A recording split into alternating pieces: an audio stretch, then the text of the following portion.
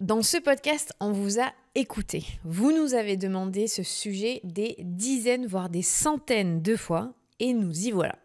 La relation entre parents et grands-parents. Devenir parent vient bousculer la hiérarchie familiale. Certains grands-parents sont trop intrusifs, d'autres trop absents, tandis que pour une autre partie, ce changement se passe sans grand souci. Myriam Cassin, psychologue clinicienne, thérapeute familiale et addictologue, mais aussi fondatrice de l'Institut Michel de Montaigne, vient nous éclairer sur ce qui fait la spécificité de cette nouvelle donne dans la famille avec l'arrivée d'un petit enfant. Pourquoi les grands-parents sont différents des grands-parents d'avant ? Qu'est-ce qui se joue dans cette nouvelle configuration ? Pourquoi est-ce que parfois il y a des tensions ? Comment repartir dans un cercle vertueux au sein de la famille ? Ce sont toutes ces questions que l'on s'est posées avec Myriam. Les grands-parents et la nouvelle génération de parents peuvent parfois se sentir en grand décalage, mais pour celles et ceux qui voudraient être présents, prendre leur place peut parfois s'avérer difficile. Alors plongez avec nous dans ce monde merveilleux des grands-parents.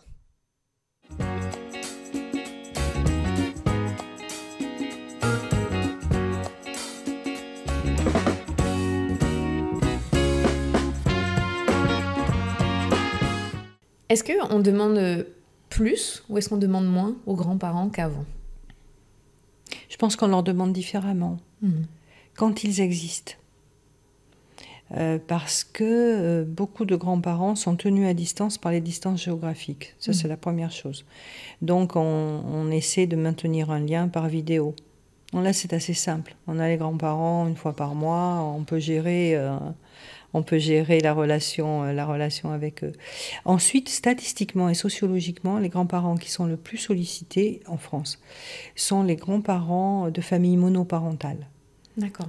Et comme les familles monoparentales sont en explosion, je pense qu'on va avoir un phénomène où les grands-parents vont être de plus en plus sollicités, sans le vouloir, sans que ce soit un choix. Mais de fait, les statistiques le montrent. Quand vous êtes... Alors la plupart du temps, ce sont des mamans en famille monoparentale, les grands-parents maternels vont être beaucoup plus sollicités. Il faut quand même souligner qu'on a une explosion des familles monoparentales. Pas par choix. Si c'est un choix, il n'y a rien à en dire. Mais par contexte où le père a pris des distances ou n'est pas là, ou s'occupe très peu des enfants. Et donc, ce sont des familles qui sont plus vulnérables que d'autres. Non pas par l'état de santé mentale supposé des mamans, mais parce qu'élever toute seule un enfant, c'est très difficile. On a vraiment besoin de tout un village pour élever les enfants. C'est clair. On a besoin d'avoir d'autres recours. Et là, souvent, actuellement, dans une société qui n'est pas très... on n'est pas forcément solidaire entre voisins. Parfois, on ne se connaît pas, alors que ça fait 10 ans qu'on vit côte à côte. Les grands-parents vont réoccuper une place très, très importante. Oui, il y a une différence. Vous faites une différence dans les parents monoparentaux de ceux qui sont en garde partagée, par exemple, où le père et la mère font chacun leur part et c'est un choix commun. Et donc, il y a un soutien, en fait. Et les femmes, majoritairement, qui vont se retrouver seules parce que le père est démissionnaire. Bien sûr. C'est un peu la définition de la famille monoparentale, c'est que le père n'est plus là. Sinon, c'est une famille séparée. Voilà, ça c'est autre chose. Oui. Bien sûr. Non, là on parle des familles monoparentales et là les grands-parents deviennent une ressource, bien sûr. Il faut quand même souligner que pour beaucoup de petits-enfants qui ont des grands-parents, les grands-parents sont une ressource affective très importante. Parce qu'aux grands-parents, on peut dire des choses qu'on ne va pas dire aux parents. On peut manger des bonbons, regarder la télé aussi avec eux. On peut faire des choses on transige les règles avec eux. Heureusement. Oui, c'est vrai. Et je crois que pour les parents, il faut qu'ils soient tolérants vis-à-vis de ça. Et qu'ils se rappellent eux-mêmes, s'ils ont eu des grands-parents, tout ce qu'ils pouvaient faire, je souhaite en tout cas qu'ils l'aient vécu, avec leurs grands-parents et qui était interdit chez leurs parents. Et ça, c'est une des caractéristiques de la relation entre petits-enfants et grands-parents. C'est qu'on va faire des choses qu'on ne peut pas faire avec les parents. Se coucher plus tard. Bien sûr. Mais il y a une limite aussi. Il faut que les grands-parents veillent à ne pas faire vivre aux enfants des expériences que les parents auraient aimé initier. C'est une bonne remarque. Ça, c'est très important. Mais c'est ce que vous disiez au départ, c'est la communication. Qu'est-ce qu'on laisse faire ou pas ? Bien sûr. On donne aux grands-parents à vivre et ce qui est réservé pour les parents. Mais les grands-parents qui, par exemple, disent écoute, après Noël, mes petits-enfants étant en vacances, je les amène tous en Guadeloupe. mais pas les parents, et que les parents n'ont encore jamais pris l'avion avec leurs propres enfants, c'est sujet à dispute. Et de mon point de vue, je pense que là, les grands-parents en font trop. Et qu'il faut laisser aux parents l'essentiel des découvertes fondamentales. Alors dans les découvertes fondamentales, il n'y a pas que le voyage, évidemment, mais il peut y avoir des initiations. Vous voyez, un certain nombre de mondes qui doivent être discutés avec les parents. Est-ce que vous voyez souvent dans votre pratique des parents qui ne peuvent pas faire confiance à leurs parents pour prendre soin de leurs enfants parce qu'il y a eu trop de trauma dans leur enfance à eux et que du coup les grands-parents ne comprennent pas cette difficulté de leurs enfants de laisser leurs propres enfants. Mais comment on fait dans les familles où il y a eu ça, il y a eu cette enfance qui a été traumatisante et où il y a un mur qui s'est érigé entre les deux? Vous savez, le pire est l'inverse. C'est-à-dire, c'est de confier ses enfants à des parents qui ont été violents et traumatisants. Et ça, c'est plus courant. Ah, donc des enfants qui vont sciemment confier leurs enfants... Alors, sciemment, non, mais qui ont une histoire pathologique dans le lien, qui ont eu des violences. Et qui ne protègent pas. Et qui ne protègent pas. Et ça, c'est plus fréquent. D'accord. Enfin, non, ce que je vois, toujours pareil. Moi, j'ai un biais de recrutement. Mais même pour beaucoup de familles que je ne vois pas, mais dans des groupes avec lesquels je travaille, le problème est celui-ci, c'est que l'on confie les petits-enfants aux grands-parents qui eux-mêmes ont beaucoup de difficultés. Alors ça, c'est un cadre. Il y a d'autres cadres où parfois les parents n'ont pas du tout été adaptés et seront des grands-parents très adaptés. Donc la généralisation est très compliquée. Ça arrive très souvent. Bien sûr, on voit des grands-parents qui se rattrapent. Exactement. Des gens qui disent « je comprends pas, mes parents, ils sont pas du tout pareils en tant que grands-parents. » Je ne les reconnais pas. Voilà. Ça, c'est très fréquent. Et ça peut arriver. Mais cela, on ne les voit pas forcément en thérapie, mais bien sûr, ça existe. Parce que c'est une manière de réparer le lien pour les grands-parents avec leurs propres enfants.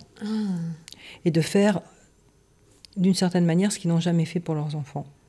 Donc quand on a des grands-parents qui prennent leur rôle à cœur, qui s'améliorent, ils le font avec, consciemment ou pas j'imagine, l'idée de montrer à leurs enfants qu'ils auraient aimé faire mieux et qu'ils vont pouvoir le faire. Je ne sais pas s'ils sont dans la démonstration, je pense que c'est affectif pour eux. Et qu'une fois que les enfants sont élevés et que finalement ils s'en sont pas si mal tirés, et qu'on fait un peu le bilan, pour certains parents, le bilan s'avère violent. C'est-à-dire ils se rendent compte qu'ils ont été trop violents. Entre-temps, nos valeurs ont beaucoup évolué, bien sûr. Donc les grands-parents d'aujourd'hui, s'ils ont été des parents un peu violents, ne peuvent que faire ce constat par rapport aux critères actuels, de toute façon. Et puis, les familles, heureusement, se sont démocratisées. Donc on a quand même un certain nombre de parents qui peuvent dire à leurs propres parents qu'ils ont souffert des humiliations, de la violence, etc. Beaucoup plus qu'avant, bien sûr. Beaucoup plus qu'avant. Et je ne sais pas si après... Je ne crois pas que ce soit vraiment du côté de la démonstration de ce qu'on peut faire une fois qu'on a compris ça. Je pense que c'est plutôt du côté de la compensation pour soi. Parce que c'est difficile aussi, et ce n'est pas très gratifiant d'avoir des relations violentes avec ses enfants. Et les petits-enfants peuvent humaniser les grands-parents. De même que les enfants humanisent les parents. Et est-ce que les grands-parents peuvent se sentir aussi libérés de la pression d'être le premier, la figure d'attachement, et de se dire, bon là, c'est pas moi le premier responsable. Mais c'est génial, c'est génial. Donc ils ont une liberté qu'ils n'avaient pas. Où vous ne pouvez, en tant que grands-parents, avoir que le plaisir de faire ce que votre petit-fils ou votre petite-fille a envie de faire. Et donc ça peut se réduire, entre guillemets, à des espaces de partage seulement. Et ça, c'est merveilleux. Pour les grands-parents, mais c'est merveilleux pour les petits-enfants. Et vraiment, j'invite les parents à avoir un peu de souplesse aussi. C'est pas grave, même si les écrans sont interdits, que les grands-parents regardent un film le week-end où ils gardent les petits-enfants. Par exemple, il ne faut pas en faire des enjeux trop forts. Pour la relation, je ne crois pas. Vous disiez que certains grands-parents, du coup, peuvent s'autoriser en prenant conscience qu'ils ont peut-être été trop loin dans la violence, dans l'humiliation.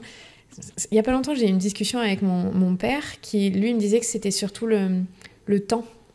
Il a beaucoup travaillé, les hommes, à cette époque, travaillaient beaucoup, c'était leur rôle, ramener de l'argent, et qu'aujourd'hui, il regrette de ne pas avoir passé ce temps avec nous, ses filles, et que je vois que, du coup, il veut passer ce temps-là avec mes enfants. Ça aussi, vous le voyez aussi, ces générations-là qui ont beaucoup travaillé chez les hommes, prennent du recul et se disent mince, j'ai peut-être raté. Mais bien sûr, on est déterminé par sa propre histoire, si vous voulez, c'est Bien évident, individuellement, mais aussi par l'histoire culturelle à laquelle on appartient. Donc la génération de votre père avait comme valeur essentielle en tant que père de pouvoir subvenir aux besoins de la famille, être quelqu'un sur qui on peut compter, et lui-même n'avait peut-être pas vraiment été très proche de son propre père, et etc. Aujourd'hui, c'est en train de changer, c'est vraiment très bien. C'est très très bien. Il y a ça aussi, vous dites, qui a changé depuis les 30 dernières années. Oui. C'est l'implication des deux pères, parents, bien des sûr. pères. La coparentalité. Et ça, c'est très très bien. D'abord parce que ça va soulager les mères. Et ensuite parce que les enfants ont besoin de 2 parents. Voilà, en tout cas, quand ils les ont à la maison, c'est bien que les 2 s'impliquent. Oui, c'est sûr que c'est toujours mieux. Et on est d'accord que ça nous soulage, ça fait du bien. C'est clair. Est-ce que justement les grands-pères font plus leur part aujourd'hui ? Sont plus impliqués que les grands-pères d'avant ? On n'a pas d'enquête qui puisse montrer ça, mais de fait, dans la conférence, dans l'Association européenne des grands-parents, il y avait autant de grands-pères que de grands-mères. Mais je pense qu'historiquement, dans la littérature ou dans le souvenir des gens, les grands-pères ont toujours compté aussi, d'une certaine manière. Il n'y a pas que les grands-mères qui ont compté. Quand vous écoutez les récits familiaux, vous avez des figures grand-parentales qui comptent aussi du côté des grands-pères. Oui, c'est ceux qui racontent les histoires, qui transmettent. Qui sont les héros. Ou qui emmènent les enfants faire des activités. Par exemple. C'est vrai. Oui. Non, donc je pense qu'on ne peut pas généraliser, mais que de fait, grand-père comme grand-mère quand ils sont présents, les 2 le sont.